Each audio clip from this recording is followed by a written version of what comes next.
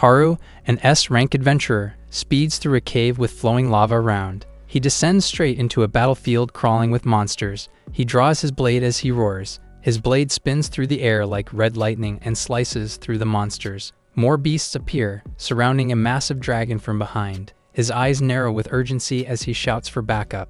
A girl answers without hesitation, promising to handle it. Energy swirls from her hand and forms the shape of a fierce aquatic beast. She unleashes the spell straight at the ground, blasting it. He thanks her for her assistance, which she simply brushed off. A warning flashes just as a hulking monster roars and drops from above. He calmly slices clean through the monster, its body already falling apart behind him. Another warning appears about the highest level monster approaching from behind, just as he charges at a roaring beast ahead without slowing down. The girl Hina dashes in, mocking his reaction time as her blade clashes against the enemy's attack, then tells him this one is hers. With a shout, he leads the fight to her and charges towards the dragon ahead. He glances at her, the girl he admired, and the reason he chose to become an adventurer. Since his innocence faded, he understood that adventurers are admired, powerful, and essential to the city's survival. They constantly risk their lives when battling monsters and navigating traps as they delve into dungeons. They receive official missions from the association, often tasked with subjugating monsters from the dungeons. Their duties also include collecting and trading valuable dungeon items, as well as creating maps to support missions. As an adventurer's rank climbs higher, reaching fame and fortune quickly shifts from fantasy to reality. He recalls being on the first floor of a dungeon. He knows contribution helps his rank, but status matters the most, and the only way to raise it is to kill monsters. He stares at his D rank as he thinks about how status unlocks powerful skills in magic. So if he keeps building up achievements, then one day, his adventurer rank will finally reach A, but even with his increasing level and stats, his rank remains stuck at D, and all he can do now is let out a dry laugh and move on. He brushes off the disappointment and prepares to carry out the mission. As he activates his unique skill, a bright scan pulses out as his skill analyzes the area, measuring everything within 30 meters. He notes that some sections are unusually fragile, but he figures he can manage the task on his own. Disarming traps and stabilizing the ground are the kind of chores high rankers wouldn't even bother with. Even if the task seems small, he believes it will still make a difference to someone out there. He recalls being in the slums of Dungeon Street. Hina asks the young crying Haru if he's okay. He questions the kindness, unsure why anyone would help someone from the slums with nothing to offer in return. She smiles warmly and tells him that's not true, because helping someone in need can make the world a brighter place. Back in the dungeon, he thinks of Hina, wondering if she'd acknowledge who he is now. A man flanked by two women steps into view, with a grin on his lips. The man points out that Haru was the first to reach level 100, and asks if that means he's supposed to be someone special. One of the girls asks if he's the rumored level 100 guy, and Shinji suggests using appraisal to check. He compares their status with him only at level 4 to 5, yet already ranked A. The girl scoffs at his level, mocking how weak he seems and even mutters about her B rank. He stays quiet at first, but then suggests that Shinji should consider joining a subjugation squad, given how the damage has been increasing. Shinji's expression turns cold before he casts a spell, slamming Haru to the ground and pinning him in place. Shinji sneers, mocking the idea that a D-rank failure like him, childhood friend or not, could offer him advice. He demands him not to act so familiar as he snaps further. He mocks him again, saying level 100 must be all for show. His fingers twitch as he thinks about how reaching level 100 normally unlocks overwhelming power that even top-tier magic and skills can't touch you. While his level began at intermediate tier and rose quickly, his actual stats, like attack and defense, barely improved since level 30. Being stuck at level 100 frustrated him because all he ever wanted was to one day stand proudly beside Hina. He thinks about how unfair it is that he can't get stronger. Shinji lifts him off the ground and laughs, questioning what Hina would think if she saw him like this. He asks if he genuinely thinks she cares about him. His eyes burn with rage as he grabs his bag off. Wounded Haru forces out a demand to give it back. Shinji pulls out a pouch gifted to Haru by Hina. He mentions the charm was only given out of concern because of how weak he is. He notices how it was repaired and notes how valuable it is to him. Then he bites it off with a grin. He continues to mock him about no longer needing it, which fuels Haru's anger. Shinji drops it before stepping on it, and Haru could only yell his name out. Haru winces in pain, still suspended in the air as Shinji taunts him. He says he may have worked hard to be acknowledged, but in the end, he's still the same weakling who never got stronger. He smirks, asking if it's finally time Haru gave up and died as he taunts him near the edge of the cliff. He shouts for him to stop, but Shinji only smiles wider. He says deaths inside dungeons are handled by association rules, which means causes may be reviewed, but the bodies are left behind. He lays out the story, planning to say Haru fell off the cliff while protecting him, and he brought back the pouch as a keepsake. He says he'll be the one to hand her the pouch, eager to see what kind of face she'll make when she receives it.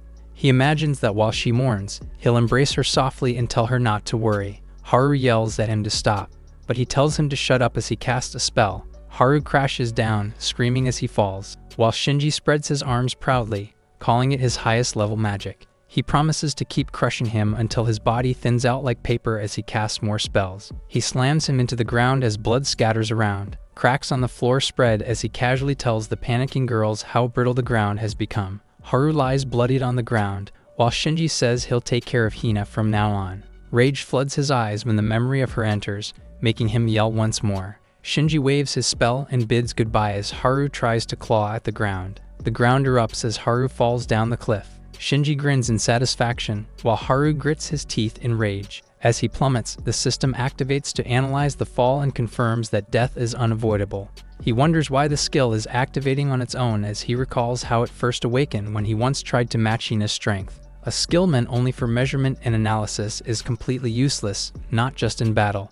His death triggers the system, causing it to reevaluate his status and upgrade his skills. Then he gains 1,000,000 bonus XPE points. He drops to the end of the cliff, with the pouch just within his reach. His eyes snap open, and he lunges up with a scream. He sits hunched on the ground, then mutters in disbelief that he's still alive. He stares up at the broken ceiling, thinking that the fall should have killed him, but somehow, he's still breathing. He's certain that right before he died, he saw that man smiling down at him. He slams his fist to the ground, cursing Shinji's name. He mutters that he's used to being mocked, but this time it's too much. Then, something catches his eye. He picks up the pouch and realizes he needs to move fast to stop Shinji's plan. Frustration sets in as he thinks about how he doesn't stand a chance against him now. He stands alone in silence before he decides there's no use dwelling on it. As he inspects his hand, he realizes there was no pain or even a visible scar on him. He's stunned to see that his stats have doubled and his chronic pain gone. He freezes as the screen reveals he's reached level 101. He hesitates, doubting what the screen in front of him is showing, but behind him, a looming monster is watching. The monster leaps with its claw ready to grab him. It releases its venom, but he dodges in time and summons a sword. He grabs the sword, his eyes sharpening. In an instant, he cuts the monster clean through. It withers behind him, and he realizes it wasn't just some low-level monster. He tries to make sense of why his body feels light, and the sword moves like an extension of himself. A sharp sting shoots through his hand, making him wonder if he's actually hurt. A roar echoes through the dark and catches him off guard. He begins to wonder what monster he could face depending on what floor he's in. A flash of light catches his eye, but before he can react, an explosion erupts beneath him. He stares up as the beast with 2 wolf heads fully emerges. He blurts out the monster's name in disbelief, recognizing it as a threat, even to rank B adventurers, then lets out a laugh. He curses the situation for how absurd it is, but his frustration fades the moment he recalls Shinji. His memory starts flooding him, which only motivates him to protect Hina. He promises to survive and make it out alive. The beast snarls, but he stands firm and casts his skill. Blue lightning bursts around him as his body surges with power. If that status holds true, he believes he can fight. He launches forward, charging head-on into the fire-breathing beast. Somewhere else in the dungeon, a girl halts at the sound of chaos. Outside, Hina pauses and slowly looks up. She calls out Haru's name. Flames rush towards him, but he pushes forward, bracing against the heat thanks to his body-strengthening skill. He wonders about his doubled stats, knowing the fire wouldn't have been held back by the skill alone. He activates another skill, and a timer appears before him. As he braces against the flames, he thinks about the effort and determination that brought him to level 100. Ultimately, it was how closely he studied monsters that obtained him his victories. Monsters follow certain instinctive patterns, and he's learned to anticipate their moves by his observations. 30 seconds have passed, and he notes that patience won't help him defeat this monster. The beast lunges at him, but this was the opening he had been waiting for. He draws his blade and slices through the beast in an instant. The countdown stops at 36 seconds. As it lies lifeless on the floor, he joyously asks if he really pulled it off. He catches his breath and mutters how stubborn and aggressive the monster was. As he gazes at it, he acknowledges that he would have died without the stat boost and body strengthening. Then the monster's eye suddenly snaps open. It growls and lunges at him in an instant. Before it could attack, he drives his blade straight into its open jaw. The system confirms the monster's death. He drops to the ground just beside the beast as his level increases once more. He ponders about what could have happened had he hesitated. Then, a notification for a newly acquired skill pops up. His eyes widen. He stares at the screen, revealing the new skill he obtained that informs him of the true nature of the target. It's a skill that adventurers acquire early on, so he starts to wonder why he wasn't able to acquire it back then. He decides to give it a try. He thinks if it's at the monster's level, there might be a way forward. He recalls Shinji's plan to tell Hina that he died, so he needs to hurry up.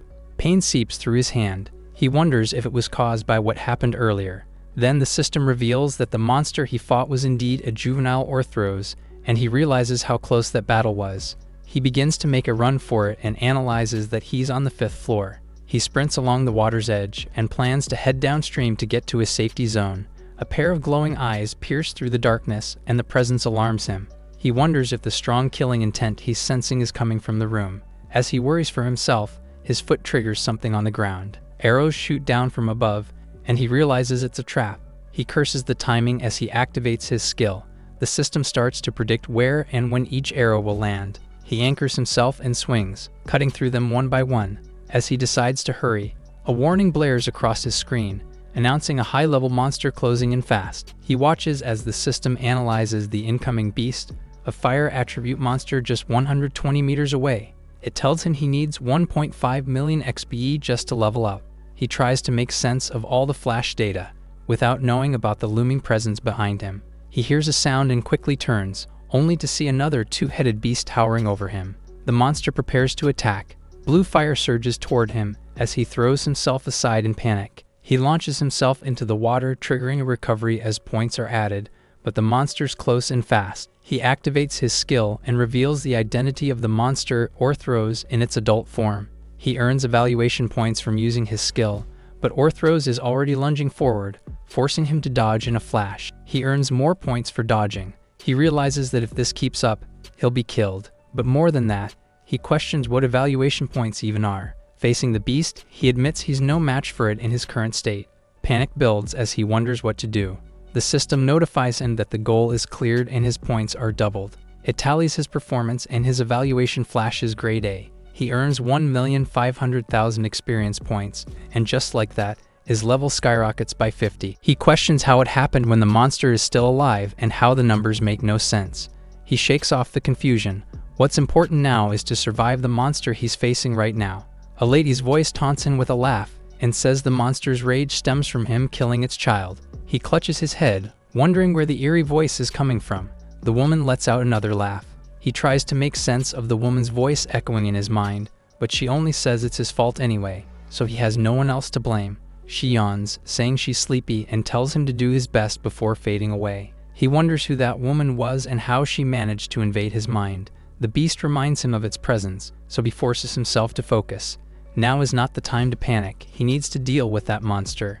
The system begins evaluating him again, and he stares in disbelief that it's happening again. His eyes widen as the wolf charges, forcing him to dodge. He observes the blue flames and gathers that it's unsurvivable even with body enhancement. He retracts his sword and prepares a spell instead. He thrusts his hand forward as he calls on the power of water. A dragon-shaped torrent bursts from his spell. The spell lunges forward, but his eyes widen in confusion. The spell feels far stronger than it should, even forming a dragon in the middle. He doesn't fully grasp what's happening, but he pushes forward, unleashing the spell to strike. The beast continues to breathe fire, but he pushes through the pressure. His spell meets the flames, then tears straight through the beast's chest. Points register from a clean critical hit as he catches his breath. The beast collapses before him. He notices the beast is still clinging to life, but he grips his crackling sword and prepares to end it for good. He leaps into the air and brings it the final blow. A system message immediately confirms the enemy's death. Points start tallying up again. The system finalizes his results, with over 9 million experience earned. He stares at the monster's corpse and finally understands that the measuring skill he once thought useless was the reason behind everything that just happened. He realizes that with the skill now evolved, he can measure anything, even how much experience is needed to level up, and the best ways to gain it. Since evaluation points are determined by level gaps and combat actions, this skill becomes a top-tier spell for gaining experience quickly. With this power, he can push even further to get stronger. He declares that he can finally stop Shinji, but he immediately feels pain in his arm. He drops to the ground and quietly admits that he still needs to grow stronger. Against monsters that strong, survival alone is uncertain, let alone stopping Shinji. He pushes himself up and gains more determination. A memory flashes of Hina as he clutches on her gift. For now, he'll focus on escaping while figuring out his skill, but his goal to defeat Shinji stays the same. A woman watches with a grin, amused. Then a towering wall of water rams before him. A massive serpent rises from the water, the voice accusing him of killing its pet using stolen power. He stares up, caught off guard. The monster glares down at him. Outside, a news broadcast announces his death. Hina drops the cup she's holding upon hearing. She freezes as she echoes Haru's name. The report continues, stating that Shinji recovered his pouch. She starts to clean the mess as she blames herself for not stopping him from becoming an adventurer. She's wiping her tears when the doorbell rings. She checks the intercom and gasps when she sees who's outside. On the screen, Shinji greets her with a grin. She stiffens, calling out to him with anger and demanding what he wants. On the other side of the door, Shinji pretends he didn't expect to end up there. He raises Haru's bag, saying he brought something for her. She immediately recognizes it and rushes to unlock the door. He smirks to himself, thinking how predictable she is whenever it involves Haru. As she unlocks the door, she swings it open with urgency. He greets her with a mocking smile. He hands her the bag, then mutters a spell. Her eyes widen in shock and she drops to the ground. He mockingly asks what's wrong. As she slumps over, he crouches and teases her about feeling unwell. She struggles to understand what he's done as her body weakens. He feigns concern while reaching out and touching her, then flicks away his hand. He praises her tenacity, calling her strength far above normal. He clutches the bag and mocks her reaction, wondering if she was just as shaken by Haru's death. She glares at him in disbelief, realizing what he's done. He casually admits she was unusually resistant to hypnosis, which made things more difficult for him. He grins, proud that she's now defenseless. Collapsing to the floor, she can only ask why he's being this way. He tells her he had always been watching his gentle and not especially strong childhood friend Haru. He mutters how Haru ignored someone like him and found joy without him. He says it's something he just can't forgive. He smirks, muttering that Haru should suffer more and drown in despair. He bursts out in laughter as he says Haru's already gone. She disgustingly glares at him and questions if he's even sane. He stops moving for a moment, then suddenly lifts his hand over her face with a grin forming on his lips. He casts a spell that drops her to the ground. He traps her in glowing restraints as he rambles about how normal he is. He says someone like her shouldn't speak so crudely, especially when so many people admire her. He adds that Haru must be looking sad right now too. She struggles to understand why he goes so far for Haru, but he scoffs and says he's tired of that story. Inside the dungeon,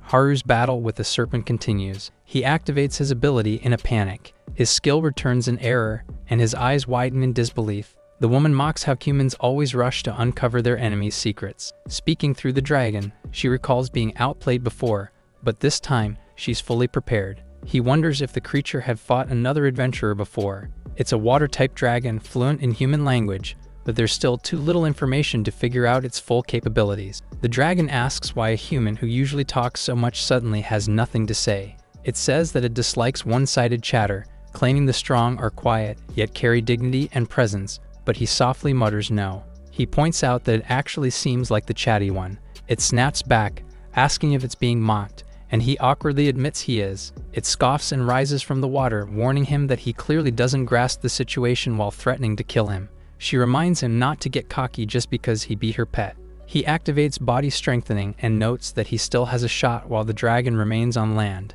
If he plays it right and uses his skill well, he might just grow strong enough fast enough to survive. He insists he can't waste time. He activates the skill, insisting he can't waste time to reach Shinji. Then he curls his fist as power surges from it. His hand bursts fire power as he grips on his sword, the monster looming before him. He prepares to strike by creating a blind spot with flames, then targeting a weak point. He raises his arm high as a blazing phoenix surges behind him. He glares forward, while the creature smirks back with a hiss. He unleashes a blazing inferno that surrounds them in fiery rings as a phoenix surges through the flames. He prepares a massive spell and the woman chuckles. She declares the space as its domain. He grips his weapon tighter as she explains his victory over the Orthros was because of her power. She tells him she's taken control of his magic as payment, and she instantly cancels the spell he's casting. He freezes in shock, unable to grasp how such control is even possible. She casually mentions that humans must not be aware of Annihilation class magic.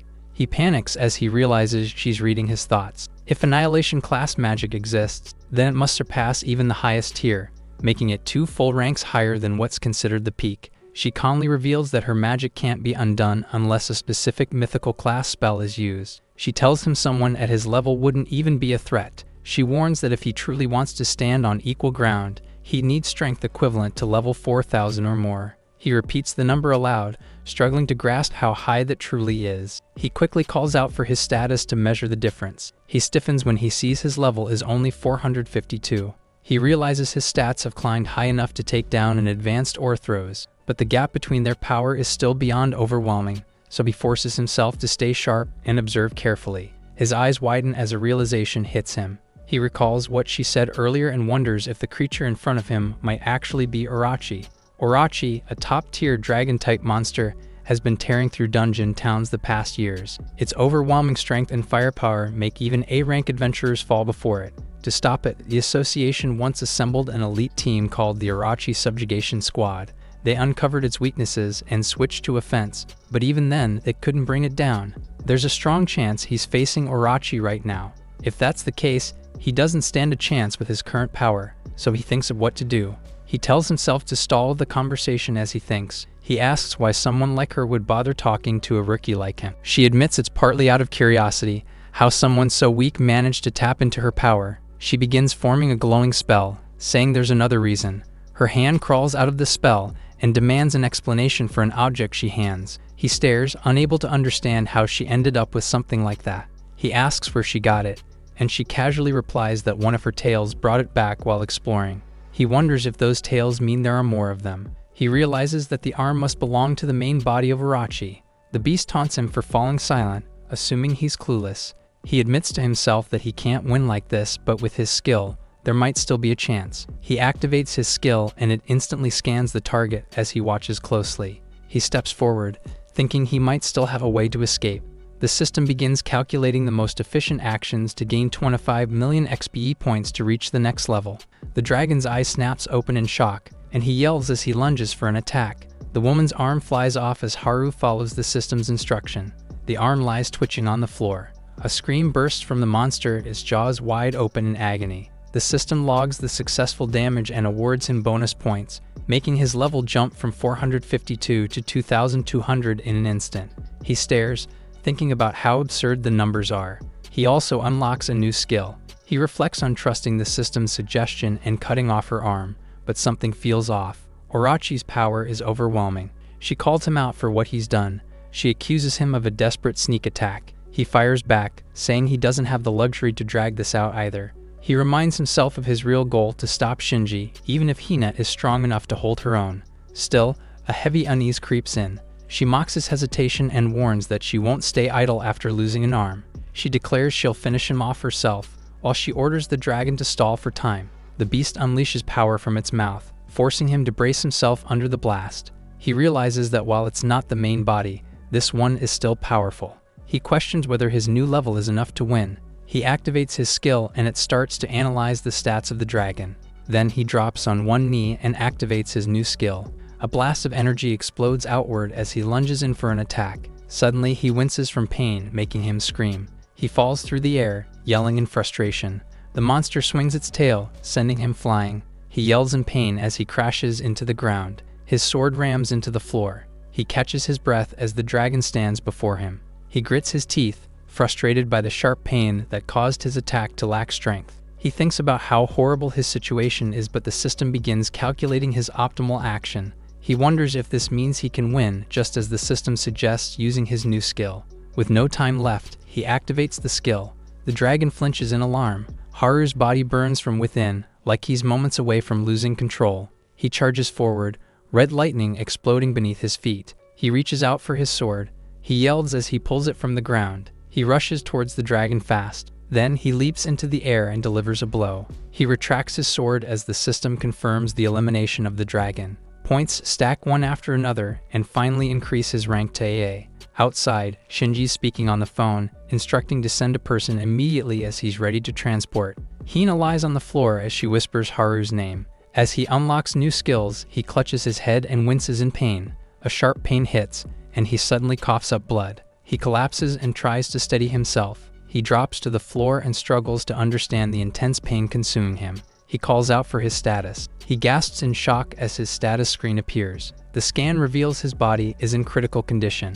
His blood alcohol concentration is also dangerously high, which explains the dizziness. Given his current state, he realizes he shouldn't activate super body enhancement so carelessly. He glances behind when he notices mist coming from the dragon's body. He watches the mist rise and drift away. He stares at the lingering gas, wondering if the creature is still alive even without a body. If so, he realizes that the gas must be heading toward the true source. He recalls requiring a level of 4,000 to stand a chance against her. He admits he's nowhere near strong enough to take on the real body. Before that, he has to stop Shinji. He's determined to escape, but something catches his attention. He sees a device on the ground, the one she dropped. He decides to pick it up before starting to run. He activates his new skill and discovers he was actually on the 20th floor. The furthest any previous adventurer has ever reached is the 12th floor. He never thought he'd end up this deep. His skill tracks him moving through the 18th floor and spots his target on the 25th floor. He runs faster when the system tells him contact is expected in 4 to 5 minutes. He knows he doesn't have much time before Orochi catches up to him. Until then, he knows he needs a plan. Suddenly, the system warns him of multiple high-level monsters approaching. A group of monsters then surrounds him. He grips his sword, deciding his only option is to level up as quickly as possible. The system begins evaluating as he charges forward. He activates his skill to scan and learn about his enemies. He identifies their weaknesses through a visual scan. He raises his sword before launching forward and killing his enemies. The system confirms he's taken out 3 enemies and gained points. His level increases, but he immediately winces in pain again. The pain intensifies, becoming harder to bear. Behind him, a 3-headed monster approaches. He conjures a swirling torrent in his hand. The blast pierces through Cerberus, striking a critical hit. One of its heads falls off instantly, but it's still standing, so he braces himself. His only focus is defeating enemies and mastering his skills. With one final blow, he slams his blade into Cerberus and ends it. His level jumps to 3,000 and a new sword skill is surprisingly unlocked, but there's no time to celebrate as a new group of Baphomets appear behind him. He wonders if the ones from earlier called for backup. They begin casting spells. Haru grips his sword, his stamina already drained, but the image of Hina creeps into his mind. As he faces his foes, he finds the determination to keep going. In an instant, his eyes widen in surprise as he gazes above, wondering what he's seeing. A massive golem descends from above. It shoots itself straight to the ground. It crashes loudly, sending him flying. He wonders why the golems are here and if they're teaming up. Then, he quickly turns to look behind him. Magic spells form in the distance, the Baphomets casting them together. He grits his teeth and curses under his breath. He takes a direct hit from the magic barrage and screams in pain. Still midair, he's bombarded by beams from every angle. Strange green blobs slither across the floor. They expand, forming thick liquid-like tentacles. They creep up and wrap tightly around his leg. He panics as he's being dragged down to the magic circle. He needs to do something about it. He slams into the floor with the green tentacles coiled around him. He groans, trying to push himself back up. He opens his eyes, spotting something ahead. One of the monsters locks eyes with him as they hover above him, with weapons raised. He crouches low, surrounded on all sides. One of them grips its weapon tightly, ready to strike. The system finishes, calculating his optimal action just as he dodges the blade in a dash. Energy crackles around him as he activates his sword skill. He leaps forward and eliminates his opponents in a second. New spells approach and they catch his attention. A second slash slices clean through another target. He pants heavily, noting how hard it is to keep moving. Then he senses something else and turns. A mechanical eye glows red and a towering golem steps forward, about to attack. Hina hangs suspended in the air, hanging from the ceiling in a quiet room. Shinji enters and greets her, his face still mocking her. Hina glares at him and calls him out. Shinji recalls being worried since his charm was only effective in the beginning. He mocks her resistance and recalls how easy it was to manipulate the others. She struggles and asks what he really wants, but he grips her face tightly. He says he hates the defiant look in her eyes, the eyes of someone who still believes Haru is alive. He leans in closer, finding it hard to understand why she told Haru he wasn't cut out to be an adventurer. She tries to deny it, explaining that Haru became obsessed with power after a certain event. She only warned him because he kept risking his life, but he still chose that path anyway. But back in the dungeon, the ground erupts as something crashes down. Water magic bursts upward with crushing force. Haru casts a pumping spell. Suddenly, water erupts from inside the golem's body. His level increases once again as he says he can't die yet, remembering Hina. The system announces that his remaining level is 600, and after reaching that level, a reconstruction will begin. He questions what that means. His body feels heavier, like it's tearing apart. But there's no time to breathe as a circle of monsters begins a ritual, surrounding him with a glowing purple seal. A barrier traps him inside. Purple spells start to shoot out at him. Haru moves fast, weaving through them while charging forward. He evades successfully and gains points. The enemy prepares another wave of spells, but Haru doesn't hesitate. He charges up his blades and strikes. More enemies join the fight, but the system continues rewarding his evasion and neutralization. Haru leans on his sword while enemies loom behind the barrier. His thoughts race. He can't land any direct hits due to the barrier, and the constant strain has worn his body down. Pain shoots through him as he admits he's starting to fail at dodging. He mutters how difficult his situation is. Just then, the system tallies up his points and increases his level. He recalls what Orochi said about being strong enough to beat her. Then the system states only 200 levels remain before his reconstruction begins. Before he can process more, Orochi returns, mocking how exhausted he looks. He gasps when he sees her, realizing who she is. She confirms it herself. She's the main body. He's surprised to see that the main body is humanoid, and even more shocked at how fast she managed to catch up. She says he caused quite the mess getting here. He looks back at the enemies he faced, beginning to piece it together. Every enemy up to now might have been under her. She casually tries to get his attention, annoyed that he's zoning out. But Haru could only focus on one thing. Her arm was intact. He had managed to slice it, but it just regenerated. She waves it off like it's nothing, saying it stung but wasn't a big deal. She's tempted to kill him for hurting her, but first, she demands he return what's hers. He looks confused, asking what she means, but she snaps, telling him not to play dumb and points out the object he picked up. Realizing what she means, he offers a deal to let him go if he gives it back. She smiles and says that's not how it works. She acknowledges his growth, but reminds him he's still nowhere near her level. He clenches his teeth, frustrated. He's 200 levels too short. His body's also starting to give out. She warns him again if he doesn't return it, she'll kill him. Just then, the system initiates a strategy evaluation. He knows there's no more time to stall. As he grips his weapon, the optimal action shows up. He rushes forward and unleashes a full-force attack. The move lands a hit, barely grazing her cheek. It's just a scratch, she mocks, even with his big flashy skill. But then, the system registers optimal action achieved, and his level shoots up, reaching 4,000. He panics as the system begins his reconstruction.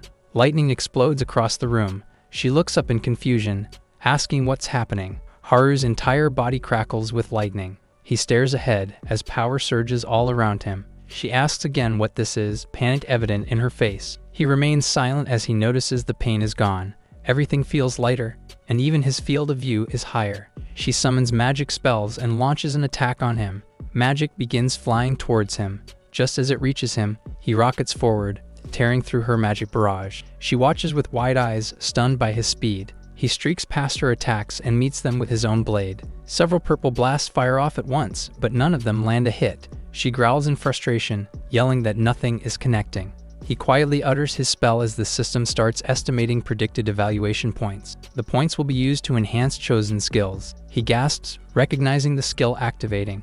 A pack of monsters rushes in with their own spells. With calm focus, he braces as fireballs rush toward him. He crashes down with force, dodging the attacks. From his strike point, lightning erupts. Orochi watches, stunned, realizing he's moving even faster than before. He blurs through the air, slicing off the monsters one by one. He tightens his grip, then twists to deliver a brutal blow. He unleashes another slash before he prepares for his next move. He roars out an upgraded 12-fold slash and sends out a wave of them. His attack tears through their magic and bodies. A swarm of monsters explodes from his slash, disintegrating midair. The system says only one enemy remains. She screams that his back is wide open as she sends out an attack. She slams it down, but her expression twists when she realizes she missed. He's already dashed away. She clicks her tongue, then gathers another attack and hurls a massive water bullet straight at him, but he's suddenly right behind her. He calls out his next move, Another 12-fold slash. She looks up, frozen, as her limbs fly into the air. Lightning cracks through his body as he delivers a blow. He straightens up in silence. He glances back calmly. His eyes twitch as realization sinks in. He stares at his hand, unsure of what just happened. He turns around and asks if he was the one who really defeated her. He admits he remembers the sensation of slicing, but he can't clearly recall any of it. He admits it's hard for him to keep looking at it. Despite that, he grips his blade tighter and reminds himself that he survived the crisis, and now he has to move quickly. Suddenly, a voice laughs from behind, catching him off guard as it mocks how easily it was defeated. He spins around in disbelief, only to see her eyes open. He wonders if she's immortal. She lies there smiling, admitting she underestimated him and that his attack was brutal. She says they'll have to kill him all at once. The system warns him of magical energy far above the target's threat level as creatures begin forming in the air. She looks on with satisfaction and announces that they're ready. She roars the command to unleash, and the entire space explodes with power. He braces himself instantly, but his eyes widen when he sees what's rushing at him.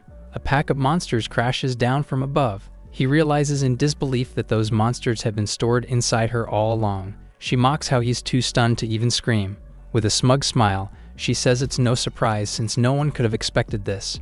Her eyes narrow as her expression darkens, saying he's forced her to get serious now. She commands her monster, Tails, to kill him. The beast charges forward, and he barely reacts in time. He yells out to activate his skill as he gets knocked back. He finds out each one is slightly weaker than the main form, but all are dangerous. He tries to dodge, but the attacks come fast. He barely escapes before the area explodes behind him. He scrambles across the floor, but there are too many to handle at once. Flames burst from one of their mouths, and he leaps away just before it hits. Still midair, he's caught again and slammed to the ground. He groans in pain, only to be grabbed and bitten hard as he screams. He crashes down to the floor when the monster lets go of him. He pushes off the floor and curses. He grits his teeth as he notices their attacks sync up, leaving no opening for a counter. One of the monsters snarls, ready to strike again. The system warns him he's losing too much blood from his right shoulder. She mocks him, asking where all that speed and confidence went. With a grin, she says it's time to end things. He stares her down, still standing with his blade drawn. She gives the command to kill him, and once more, the monster charges with full force. The beast charges at full speed, jaws open wide, and he questions how he even managed to beat her the first time. His thoughts flash back. He remembers the surge and thinks there must be a clue there. He recalls that feeling, as if instinct took over. If he can tap into that again, maybe he has a shot. Clenching his sword, he activates it. Lightning red veins burst through his body. He shouts again, his power spiking. The monster charges, but he meets it head-on. He dashes with explosive force, slamming the ground as he moves faster than before. He rockets through the monsters. He lunges and dives straight at the monster's face. His strike lands but isn't enough to break through. His eyes widen at the monster's strength. Panic creeps in as he realizes he's still being overpowered. He yells out in frustration as pain shoots through every nerve. A sudden blast of fire erupts, catching him off guard. He screams as flames from the monster's mouth engulf him. It knocks him back, searing his body as he crashes down. The next blow sends him flying again, his body barely holding together. Two of the monsters close in as he struggles to scramble upright. His skill reduced the fire damage, so he avoided a fatal hit. Orochi, now furious, shouts at her monsters to stop playing and finish him off. He sits up, trying to find any option that could work. She yells again, pointing in frustration, asking why they're still hesitating. He flinches as he notices something strange. The monsters are licking the blood on the ground. They're licking his blood. The monsters seem entranced by it. She stares too, baffled and furious, demanding to know what's going on. He notices the monsters aren't behaving normally. She yells again, then slowly realizes they look dazed and drunk. One of them lets out a sluggish growl. She stares at their odd reactions, puzzled by their goofy sounds. She notices even their gazes look different. He checks his screen and freezes. His ability increases blood alcohol levels dramatically. That state isn't just power boosting, it's berserk-inducing and apparently intoxicating. They're drunk on his blood alcohol, just like the old myth of Orochi and its love for sake. Seeing his body still holding on, he realizes he can activate the skill once more. She demands her monsters to hold back. She warns them of what happened before, until she notices him from behind. He hurts himself and says if they crave his blood that badly, he'll give it to them. She stares in disbelief, asking what he's planning to do. He roars out the skill once again, supercharging his body with red lightning. He taunts the monsters, calling them sake-loving monsters. He smiles darkly and challenges them to come at him. One of them lunges, its gaping mouth descending over him, but he stands his ground. He clenches his fist and slams a punch into the monster's face.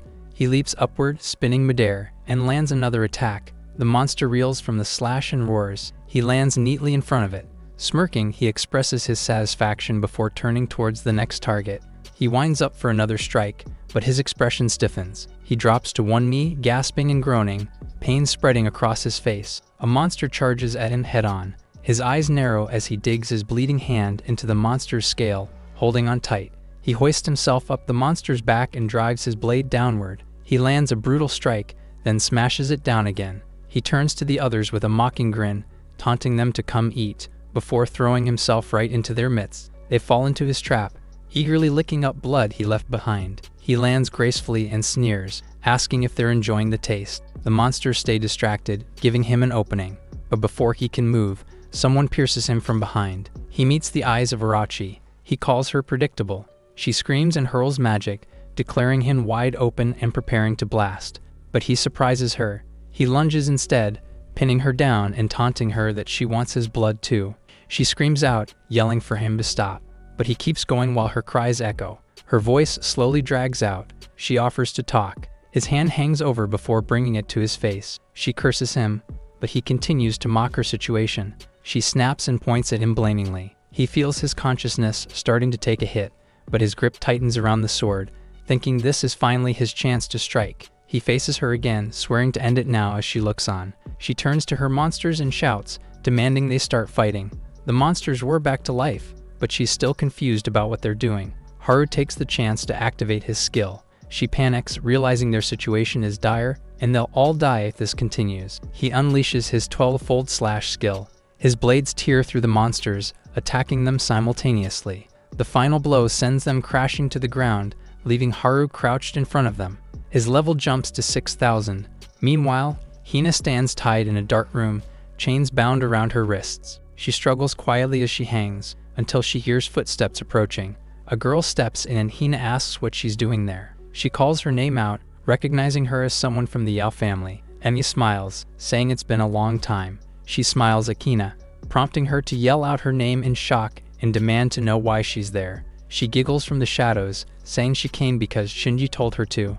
This only stuns her more, and she tries to reason with Emi, asking if she's really fallen under his influence. Emi doesn't understand what she means, so Hina shouts at her to snap out of it, insisting she's being controlled. She softly calls her senpai before asking her to stop badmouthing Shinji. She starts walking forward and says Shinji saved her. He's her benefactor and the one who stepped in when Haru passed away. She recalls how gently he consoled her, how he healed both her pain and longing. She flushes and clutches her chest as she smiles, completely entranced. Hina watches in disbelief. Emi glares and mutters that she never paid attention to him, but he did, and that's why she envies her. Hina trembles and tries to speak, but Emi cuts her off with a glare. She confesses outright that she hates both Haru and her. Hina shouts in disbelief as she reminds her they all used to be close. Tears fall as she says they once saw her as family, like a little sister. Shinji interrupts, leaning into the room with a smug smile. Emi greets him formally. He urges her to make peace with Hina.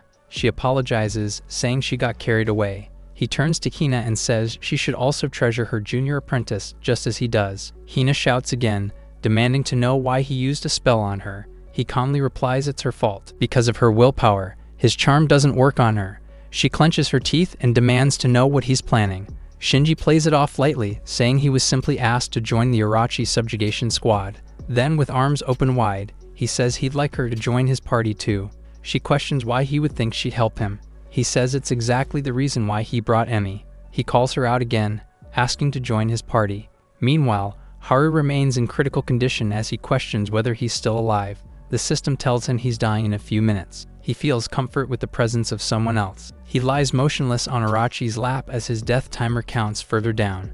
Arachi tells him that even though he managed to eliminate most of them, they wouldn't die unless they're completely wiped out. He curses at her, and she immediately snaps back, calling him rude. She admits he impressed her after he managed to beat her once. She smiles and says she acknowledges him for it. He asks what she means, but she yells not to make her say it again. With 10 seconds remaining, she hurries up and presses her hand against his chest. A blast of magic flares outward. She tells him she's about to finish him off. The magic stabs deep into his chest as he screams in pain. She smiles and tells him goodnight before calling him her master. The system recalibrates and synchronizes them both. His stats skyrocket, reaching a new level entirely. He wakes in bed when a monster greets him with a soft growl. His eyes shoot open in shock, and he yells while scrambling back. Staring at the beast, he asks who it is, only for the creature to lean in closer. He tries to search for his sword, but it's nowhere to be found. Instead, he found Orochi beside him. His jaw drops in surprise as he recoils away. He panics about waking up beside his enemy. He pulls away, thinking he needs to leave and figure out what's going on. As he makes his escape, the monster blocks him, prompting him to shout in frustration. Orochi wakes up groggily from the noise, rubbing her eyes. She catches the sight of him standing. She greets him and calls him master again. After a while, he's cleaned himself up with a fresh set of clothes and armory. She giggles and says the clothes suit him, even if they were stolen from humans in the dungeon town. She adds they're enchanted for his protection. He cuts her off, demanding answers about what's going on. He asks why he's alive at all. She looks surprised, realizing she hasn't explained anything yet. They sit together in a quiet room drinking coffee. She tells him it's a contract. He questions her, and she calmly confirms that he died once. She continues explaining that she synchronized him with her. He freezes as the truth settles in. He tries to process it further, asking if he's become like her, some kind of monster, but she gently denies it, saying he hasn't. She leans back and tells him he's now bound to her. He frowns and asks what that even means. To test it out, she asks him to close his eyes and command her to lend him her vision. He agrees, then pauses to ask for her name. She smiles and introduces herself as Mira. He quietly says her name, then repeats the phrase she taught him. He shuts his eyes and sees himself through her eyes. He admits it feels odd, but he understands what she meant now. He confirms he can use her powers, and she grins, telling him his stats should have spiked too. She smiles and tells him it's time to explain other things. Inside a conference room, a meeting is held to discuss the subjugation of Orochi. She explains there's been a recent surge in Orochi attacks across dungeon towns, with even the top teams struggling to push them back. But thanks to a recent battle, they finally uncovered Orochi's weakness. He says Orochi has 6 forms, and their recent success came from one thing: high concentration alcohol. In that fight, injecting alcohol into the monster allowed them to inflict serious damage. The team confirms that the creature gets drunk like a human, validating the legend. They'd partnered with a major brewing company, so preparations must begin immediately. The plan is to lure Orochi to the 4th floor of the dungeon, get it drunk, and take it down once it's immobilized. To make this happen, everyone needs to assemble, and someone must leave from the front. Before anyone volunteers, a confident voice cuts in and claims the lead. Shinji steps forward with his party, assuring them they can handle it. Ishii turns as Hina walks in. Haru and Mira breeze through the dungeon with her magic, creating a spherical transportation. He marvels at how easy travel becomes with magic and recalls how she managed to catch up so fast during your last battle. She giggles proudly, then calls herself amazing. She says it's thanks to her magic, though it's tiring to keep it up. She says it would be easier to just transform into her dragon form. He asks why she doesn't, and she hesitates, then turns away, unwilling to explain. He questions more, but she dodges it and asks why they're in such a rush to leave the dungeon instead. She formally addresses him, but he admits it still feels weird being called Haru-sama. She reminds him he's her master now before reminding him to answer her earlier question. He looks down, and finally says it's to rescue Hina from Shinji. She blinks at the name and asks if Hina is his lover. He denies it and says she's just someone he admires. He notices the shift in her mood and asks what's wrong, but she brushes it off. As they move forward, Haru clenches his fist, determined he can face Shinji now. Meanwhile, the 4th floor of the dungeon is bustling as trucks arrive and workers unload cargo. Men haul barrels from the trucks, with Hina one of them.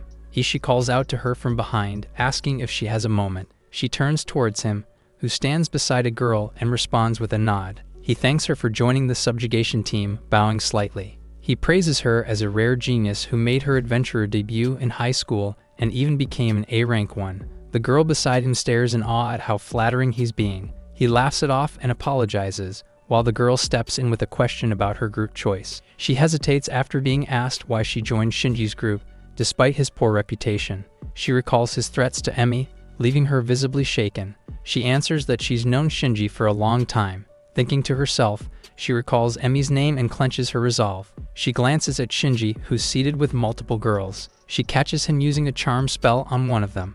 She watches anxiously, wishing Haru was around. He meets her gaze and smiles mockingly. She clutches her chest and declares she won't falter. She needs to find a way through his charm, just like Urachi's weakness. The system then informs Haru of detecting 15 humans on the 4th floor. He quickly tells Mira to stop. Mira hesitantly follows. He slips and crashes, yelling out in frustration, but she reminds him that he's the one who told her to stop. He tells her a group of adventurers seems to be nearby, and they're targeting them. He turns to her and says it's probably her they're after. She asks what he means, but he shows him her device. She snatches the screen and recognizes her monsters in the image. The plan to exterminate her is already in motion. She asks what they should do now that they've confirmed the others are enemies. He says they'll wait and observe how the others move first. He activates his skill, but he's immediately hit by a surprise. He sees Hina and Shinji standing together. He stares quietly, wondering what could have happened between them. Mira comments that Shinji caused him great pain and seems unpopular, then asks if Hina is the one her master admires. He confirms it. She giggles and says it looks like something good happened. Ishii commands the group to stay alert and fall back until Urachi arrives. Shinji teases Hina for looking unhappy. He reminds her she's responsible for the front line, so she must do well, and he warns her not to embarrass him. Shinji mockingly tells her she's being rude, and she giggles before apologizing. Hina looks away, conflicted. She wants to break any free from his influence, but knows she's not good at it. Clenching her fist, she notes that the fight with Urachi might be her only opportunity. Then she turns sharply when she hears a scream, along with the other adventurers. One of the men spots something unusual and reports a massive heat source nearby, and Ishii immediately questions if it's Urachi. But then someone runs up, yelling for help. The person being chased sprints through the corridor, followed closely by giant monsters. Through his binoculars, the man sees it's a woman under attack. Ishii quickly declares her safety the top priority. He assigns his men to help her, leaving Urachi to Shinji's team. Shinji casually agrees, then mutters how annoying this is. With a smirk, he tells his group to do their best, and the women under his influence swoon. Energized by his command, the girls launch their abilities together. As they combine their powers, Shinji grins, saying it's time.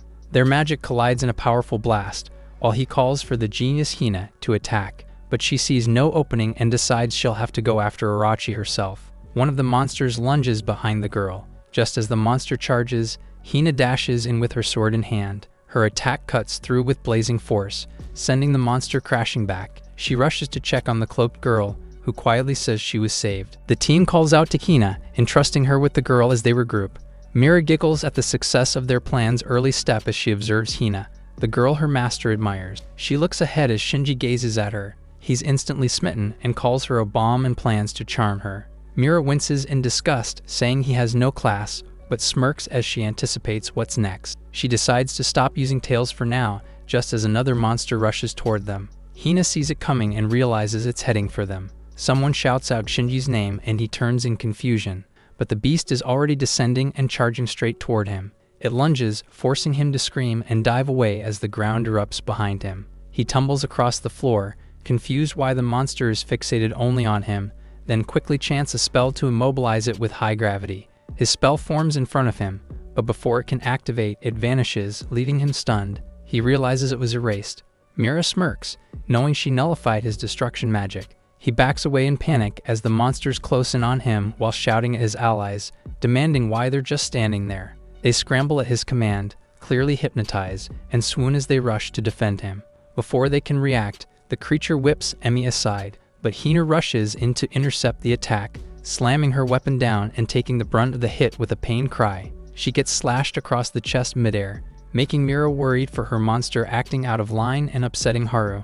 Hina crashes onto the floor as Emi calls her out to ask why she would do that. She smiles at her and calls her their apprentice. That's why she should protect her.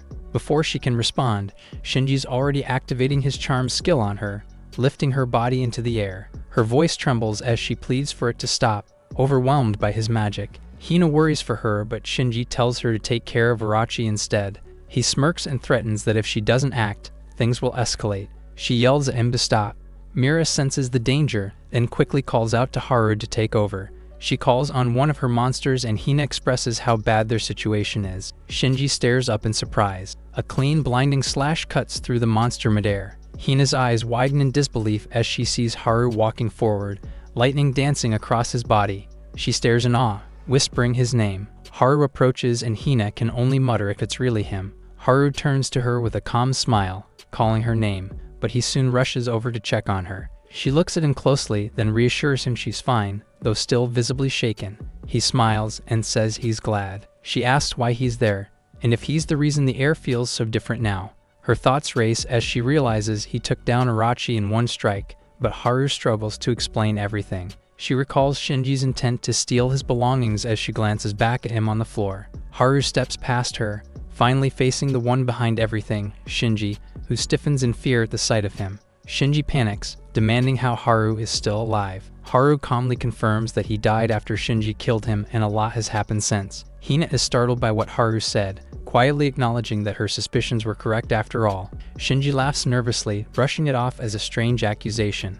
Shinji calls him Mr. Level 100 and mocks him, saying his win against Arachi was just luck and tells him not to get cocky. Mira grits her teeth and mutters how disrespectful he's being to her master. Haru grins at the word luck. A bright blast erupts behind him. Shinji stares in horror, overwhelmed by the sudden pressure. Hina jolts back, startled by the force radiating from him. Mira smiles, recognizing the sensation. A soldier on the side also recognizes it.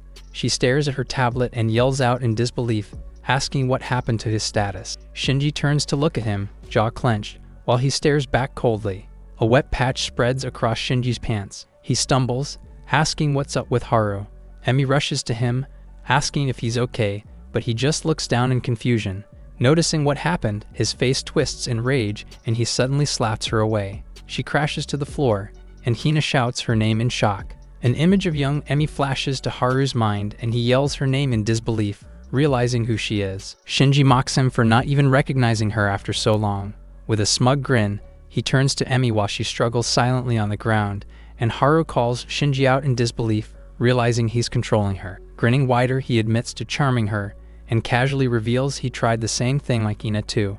He gazes at her in surprise. Shinji laments that the plan failed after he thought the news of Haru's death would make it easier, but he still expected it from an rank adventurer. He says he gave up on her and used it on their little sister instead. Haru yells along with Hina, asking him to stop, while Emi calls both their names out. She glares at them before lunging in for an attack, declaring that they should disappear for Shinji's sake. She launches the strike, prompting Haru to block instantly. She screams that she'll kill him, her power overwhelming enough for Haru to question if it's truly her strength. Hina readies her weapon, but Shinji urges her not to interfere. She glares at him, but he's grinning behind his charmed victims. Haru calls Emi out, but she continues slashing forward while accusing him of never noticing her. Just then, his eyes widen in surprise when Mira's voice teases him, and he quickly realizes what's happening.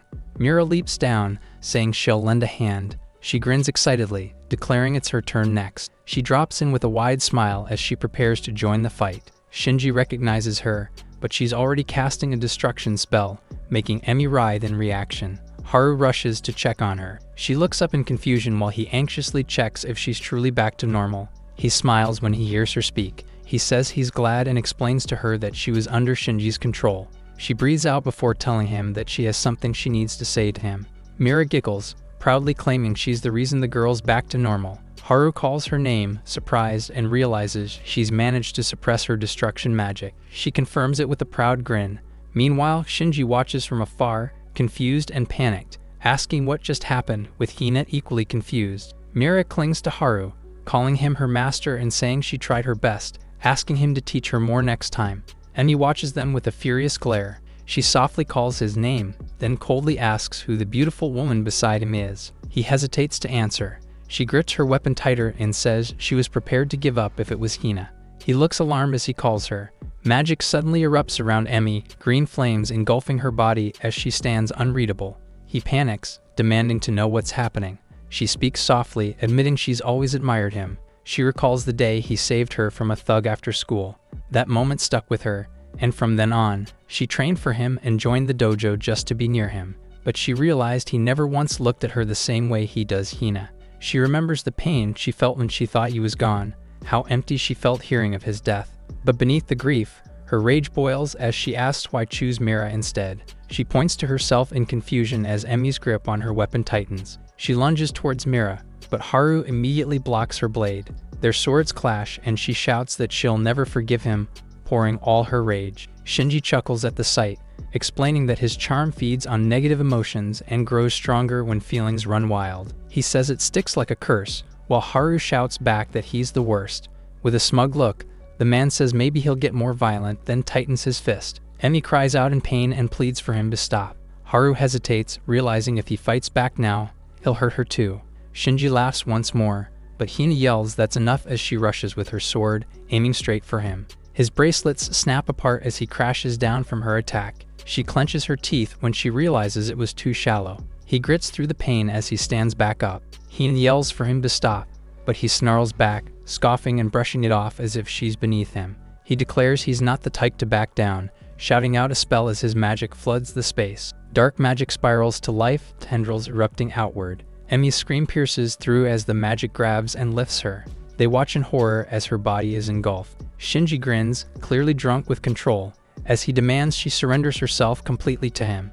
As she remains tied with magic, Shinji laughs maniacally. Haru watches ahead and calls him out, demanding to know what he's doing. He turns to Emi and explains that her negative emotions caused her power to shoot up.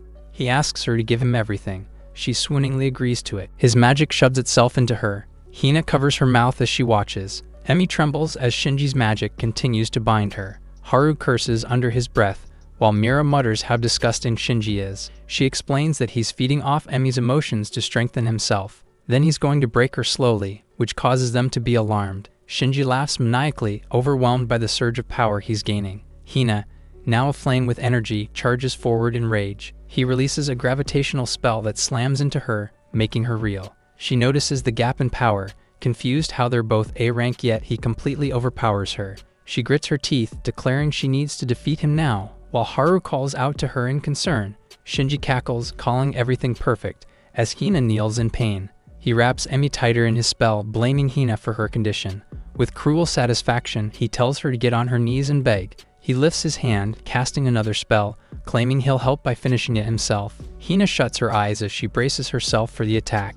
Shinji launches, but is immediately confused. His attack doesn't land as Haru shields Hina behind him. She looks up in confusion. Haru calls Shinji out and asks him to cut it out. He says he's insulted his friends and hurt the people he cares about, which is why he can't forgive him. Shinji snarls back, accusing him of acting like some noble hero. He mocks him and calls him a hypocrite.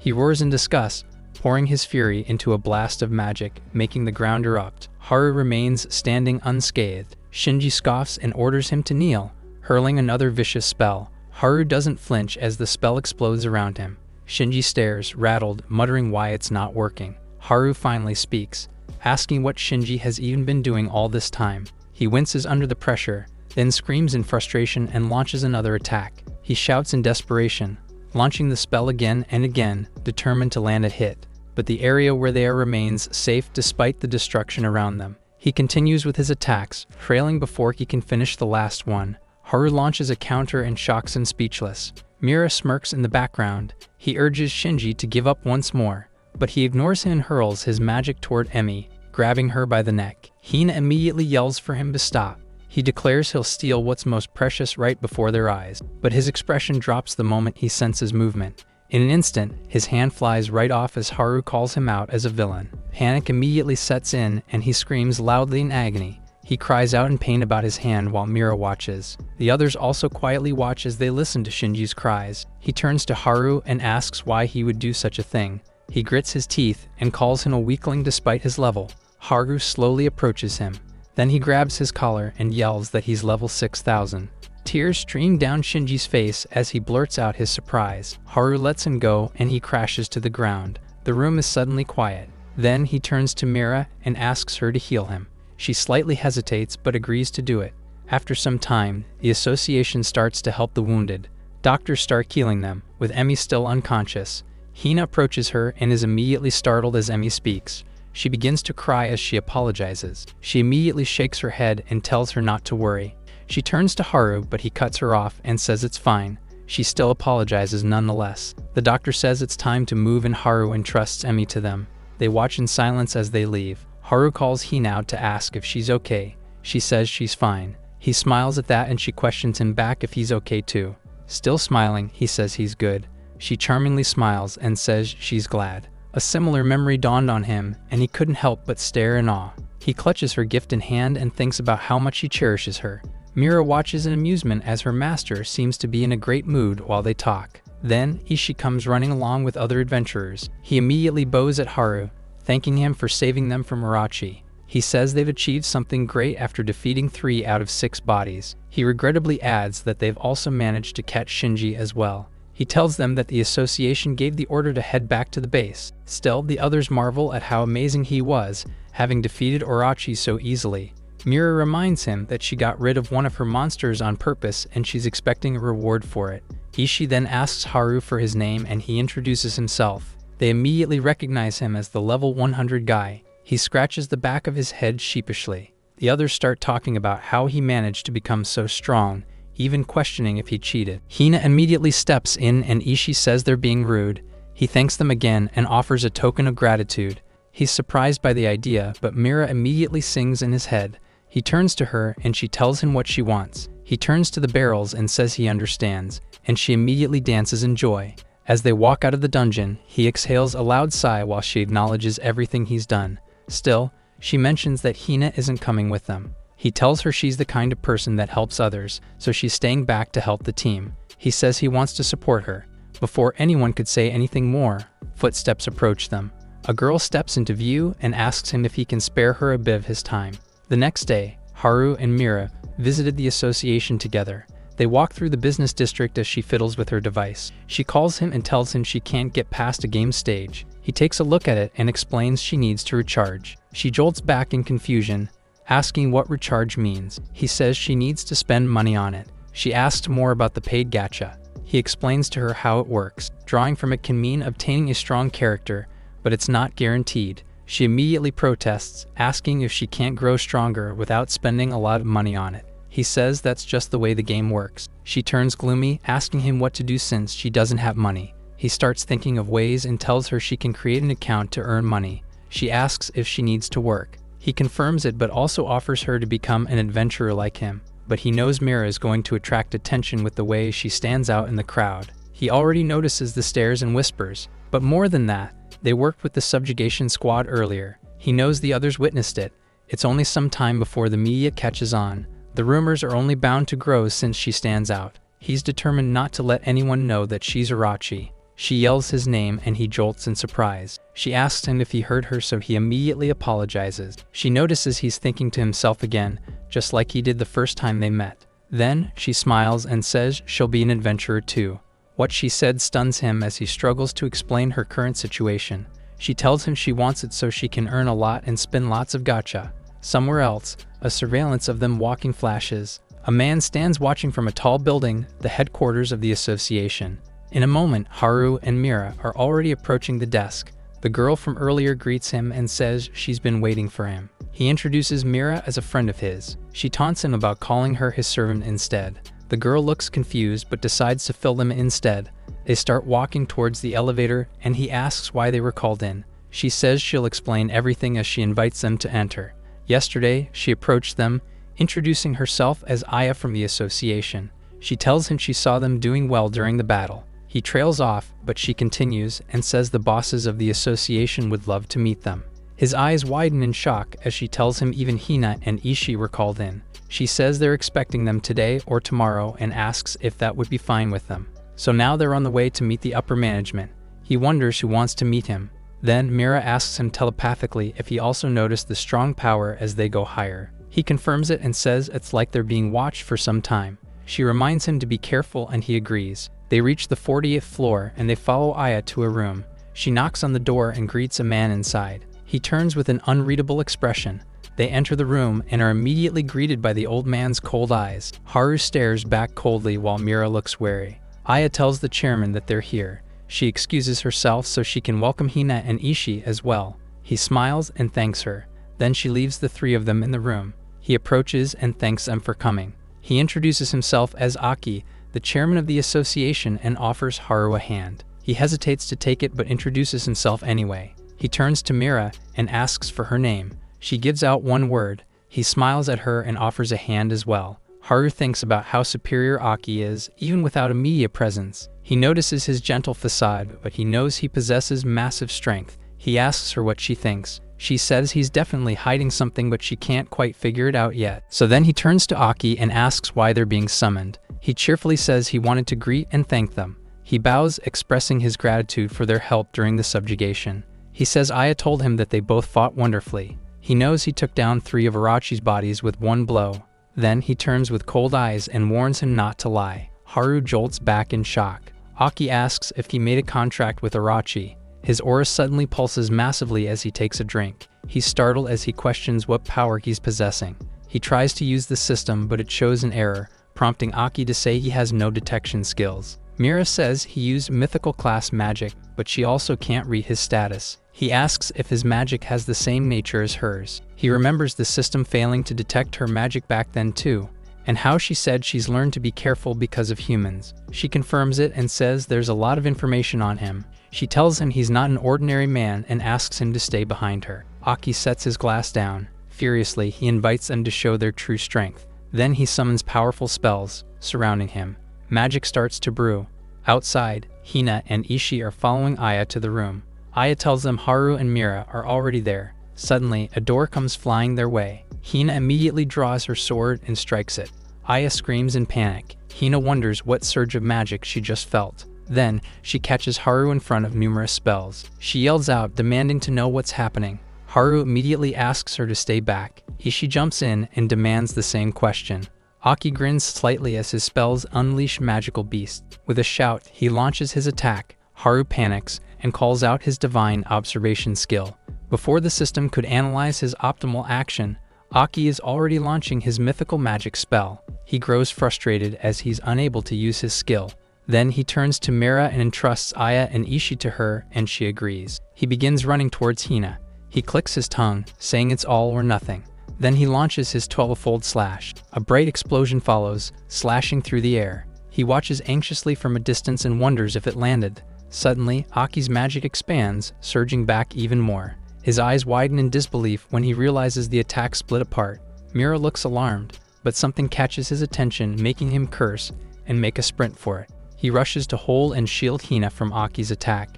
Magic surges out as they brace themselves, until he turns and a barrier is protecting them both. His eyes widen at the realization. Blood begins dripping down Mira's hand. He calls her name out when he sees her standing in front of them.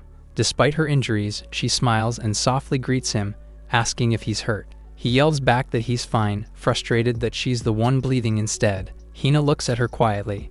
Mira turns to her and gives out a cheerful smile, asking if she's alright too.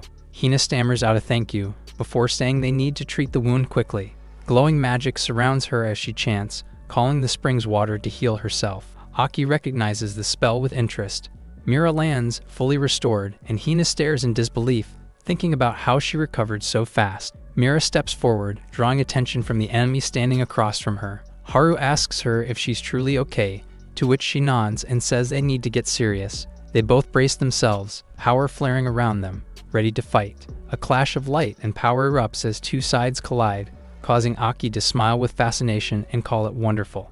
He compliments both of them, saying they exceeded expectations and that he hasn't felt this excited in ages. With a surge of energy, he roars and declares the start of the fight. Haru responds with a loud shout, and Mira charges in alongside him. He grins and draws his magic, but just as attacks are about to land, Aya screams for them to stop. She shouts for everyone to stay their ground. She points towards everyone, prompting them to keep steady. All of them turn to her in surprise and confusion. Stripes begin to appear on her face as she sighs in relief. The aftermath shows the broken room, now filled with people silently cleaning up the mess. Aki sweeps in silence, then turns and quietly apologizes for his earlier display. She scolds the chairman for ignoring her warning about Haru's power. Frustrated that he let things escalate again, she tells him to reflect on his actions as he's unable to argue back. Haru approaches them and asks for an explanation. She immediately apologizes and says the mess is their fault. She straightens up and reveals the real reason they invited him was to assess him. He's puzzled at the thought, but she explains they needed to know whether they could be potential enemies. She then points out that Mira is actually the one known as Urachi.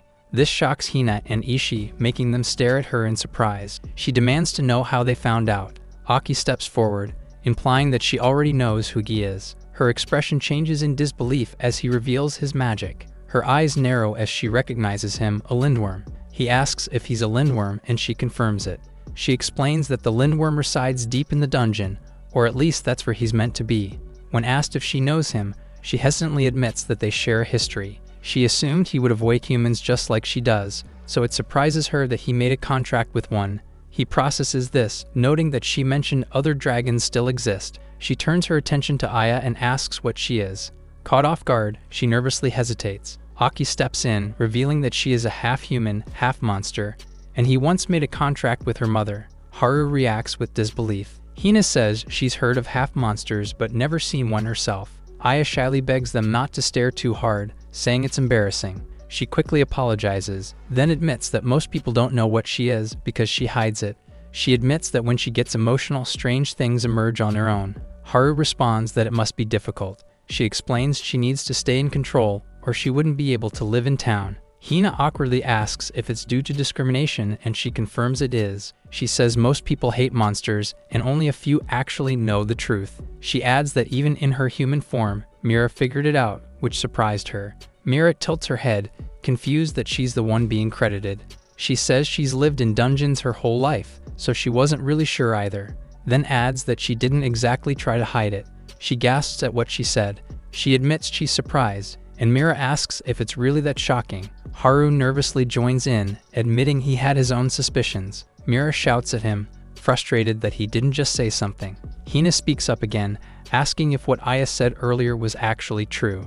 She confirms it. Mira is Arachi. Ishi freaks out, unable to wrap his head around how that huge dragon turned into a beautiful girl. Hina calls him out about the last part of what he said, but he quickly apologizes. Then she calls out to Haru, demanding to know what's going on. He tries to explain they met in the dungeon and he got curious about her, but trails off about some circumstances. She sharply repeats the word while grabbing his face, but he tells her to calm down and promises to explain later. Aki grins as he watches and comments that things are getting interesting, then suggests they move elsewhere. They sit around a table in the meeting room of the association. Aya begins the briefing, confirming that Haru and Mira aren't their enemies for now. She thanks both of them for cooperating as they sit side by side. Aki stares at them and comments that Haru still looks wary. Haru's eyes sharpen as he mentally confirms it's true. He remembers how he tried to kill them earlier, and that he's a lindworm with a contract. He tells him he can relax since they've observed that Mira protected humans back in the earlier battle. He assures them that they're not going to be enemies, so he can be trusted. Aya catches everyone's attention as she thanks them one by one. She tells them a reward is waiting for them. Then she adds that everyone must keep today a secret.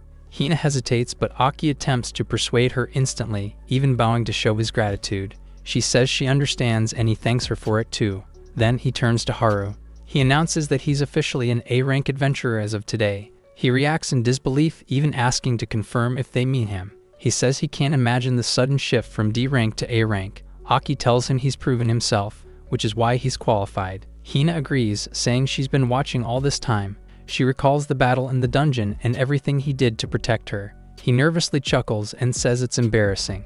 Aki settles it, but Mira jumps in, saying she wants it too. Aki allows it, saying Mira is officially a part of the association. She smiles excitedly and tells Haru her plan to spin lots of gacha. She pulls him into a hug, almost suffocating him. Hina's dark voice joins in and asks Haru to tell her about his relationship with Mira. Outside, people are starting to receive the news of a D-rank adventurer climbing the ranks. They recognize him as the level 100 weakling and argue whether he looked different.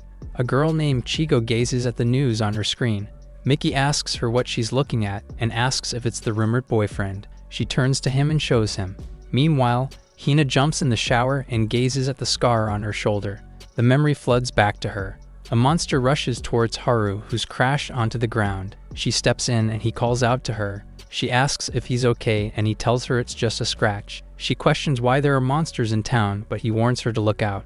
She turns back, but it's already too late. The monster swings an attack, knocking her back. Haru calls after her and picks up his weapon furiously. She warns him not to do it, but he's already rushing towards it. In an instant, she uses her body to shield him from the attack, stunning him. As she touches her scar, she remembers how Haru cried and promised to get stronger. She smiles at the memory and confirms it. After all that, he did become stronger. Later, she meets up with Haru and Mira in a shopping mall. Mira steps out of the dressing room, dressed with new clothes. She smiles and asks if it suits her. Haru says he thinks so. Hina claps and says it's perfect. Then she wonders how she hit her tail. She says Aya actually helped her with it. Haru mentions that they did talk a lot on the way home, but she settles on it and says she'll take her outfit. She starts walking away, ready to go to the next one. Hina immediately catches her arm and asks if she's trying to shoplift proudly. Haru says she needs to pay for it. She asks Haru if he can pay for it since she has no money. He agrees, but Hina cuts in, saying she'll do it. He turns to her in surprise and says she doesn't have to. She smiles at him and says it's okay. Mira helped her the other day, so this is her way to express her gratitude. Mira cheerfully clings to her and calls her a good human. She asks if she can just call her Hina starting now. She smiles and agrees. Afterwards, they settle in a cafe and Haru thanks Hina for her help. She smiles and says it's a good thing she tagged along. Mira immediately bursts out violently, crying that she lost again. Then, she turns to Haru and asks if they should head home. He nods and she cheers that it's time for revenge. He trails off, asking if she's planning to play more when they get home. Hina's eyes darken as she asks if they live in the same house. He confirms it, but all she could do is echo the question. He explains that Mira doesn't really have money, so she has to stay with him. She jumps in, saying she's obviously staying by her master's side. Hina asks him to explain the nature of their relationship again. Then, she questions why she's calling him her master. She asks if he's making her call him that, but he immediately denies. Her demeanor darkens again as she calls Mira. Then, she smiles and asks her to live with her instead. He looks at her, alarmed. Mira turns to her in confusion. He asks her what's up, but she shuts him down. She says she can't leave her master's side, so she suggests that he can live with them too. Haru's phone makes a sound and he excuses himself from the table. He reads the message from Aya, telling him there's an urgent request for his team. She informs him of a large number of goblins showing up in the dungeon, one of them being a goblin champion. He tells the girls that they're being asked to be of assistance to the emergency. They immediately agree, so they rush straight to the dungeon. Mira asks him if he's not tired from running yet. He mentally visions the map and says there's 1 more kilometer to go. She exasperatedly questions the need to run. He reminds her that she can only move around where water is present, just like in their battle. He says there's no water around and she could only agree. She asks why they can't just use cars, but Hina answers that they have no permission and there's an entire process to obtain it. She says it mostly never gets approved for regular missions. She tells her that even with the Irachi subjugation, they barely got any. It was difficult for them to keep up with the arrangements. Mira sighs at the countless rules. She says humans are so troublesome because of it, but Haru tells her they need rules to get along. He notices that the dungeon's pavement is better because of the association's maintenance. He wonders where they get their resources from, considering they provide a lot. His head suddenly bursts with pain. He clutches it as he wonders what just happened. He even forgets what he was just thinking about, just as Hina checks on him. He tells her he's fine and she smiles at that. Mira cheers when she finally sees light at the end of the tunnel. They rush towards it and immediately flinch in surprise, asking what happened. In front of them lies several lifeless goblins. Hina stares, still puzzled. Haru concludes that someone managed to defeat them before they arrived. Mira agrees just as they notice a man standing across them. Mickey glances at them with a sly grin. Haru wonders what's up with him since he looks mysterious. He asks whether he took them all out by himself. He shuts the idea down and says he was helped by another person. They alarmingly react when they hear it. He says he doesn't see anyone else around, but he tells him he's wrong again and points out that she's standing next to Haru. All their eyes widen as he looks back and sees the girl Chigo standing behind him. He asks when she even got there. He says she's been there all along. She calls him out, asking if he's really strong. As he looks at her, he senses that she's still an elementary school student. He's baffled at what she's saying. She draws a weapon out and invites him to fight her. Leaving him no time to respond, she lunges forward. She attempts a strike, but he manages to dodge in time. He notes her speed. The man watches and acknowledges that he managed to dodge her attack. Mira and Hina both call Haru out in concern. Chigo acknowledges the fact that he's strong. She narrows her eyes and promises to give her all too. She goes in for another attack. The man says she's testing his skills, but he's already thinking that she's crazy. She mutters not yet before lunging in for a strike again. Hina clashes her sword against her axe. It surprises Chigo, but she tells her she's her opponent from now on. She yells at Haru to leave the match to her. Chigo acknowledges her strength, just as she wonders why the kid is so strong. Then she mutters a vibration skill. The skill activates as they clash, but as Hina grips on her sword, She gasps in surprise. She feels vibration building up inside her body. She notes how she's going to be overwhelmed if this continues. Chigo mutters to push through all at once. She grits her teeth, telling her not to underestimate her. Her eyes glow with fury as her magic intensifies. She plunges her sword and Chigo notices how she strengthened herself using body enhancement. With a roar, Hina lunges in for a strike. She gazes down before magic erupts between them. They both jolt back due to the pressure. Chigo acknowledges her, saying she's not so bad as she stares ahead. Hina returns the compliment, but Chigo reminds her she's not done and that she's coming. Hina braces herself for the attack. They both begin to rush towards each other, but something shifts. Haru asks what just happened. Mickey snaps his fingers just before their attacks can make contact. They ended up slipping past one another. Hina echoes Haru's question. Chigo turns to Mickey and reminds him not to do unnecessary things. He immediately apologizes as he knows things are about to get interesting, but he senses danger. Hina turns to Haru and he confirms it. The system detects 30 strong undead monsters coming. Somewhere else in the dungeon, a man is running away from a corpse-like monster holding a sword in hand. He screams for help, but it's too late. The monsters gather before a larger one.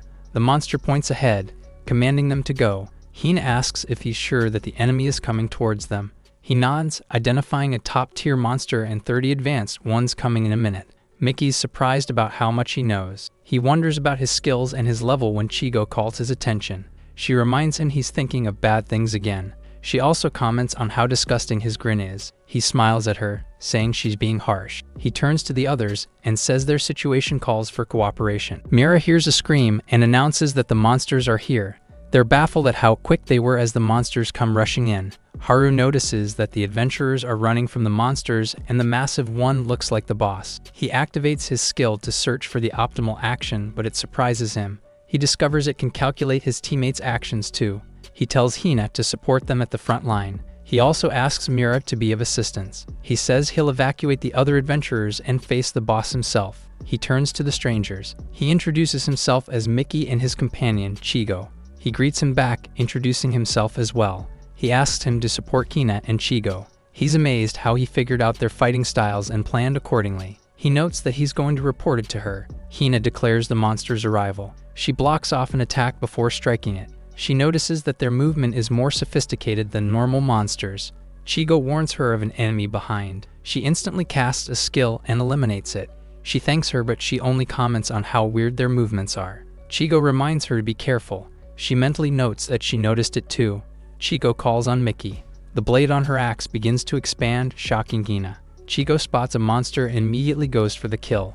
The monster's bodies blast apart due to her attack's immense pressure. This catches the attention of the monster's leader. He roars as he gathers magic between his hands. He lunges forward, his hand bordered with magic. A man runs away, but before he can react, the monster is already closing in, making him scream and stumble back in panic. Haru notes the monster's unique skill. Then he calls on Mira, who immediately understands his plan. He dashes forward as she casts a spell from behind. They unleash both their spells and skills together. The monster barely has time to react as the attack hits. As Haru lands on the ground, the system informs him of the elimination of his target. Both his and Mira's levels increase. He watches the monster's body fall, then they cheer on themselves after defeating it. The other adventurers around start marveling at them. Then Hina calls his name out and approaches him. She tells him that he's changed a lot from who he was before. He seems to be having more fun now. He chuckles and says he never really noticed. He thinks about being able to fight alongside her, and it makes him happy. But the adventurers catch his attention as they bow and thank him for his help. He tells them it was nothing. Hina watches him muse. Then she tells him she's proud of him, making him flustered. He remembers how he was mocked before his first death, but things are different now. Meanwhile, Mickey reports a video of Haru talking to the other adventurers, and just then he wonders about understanding how he obtained his power someday. They need to explore deeper into the dungeon.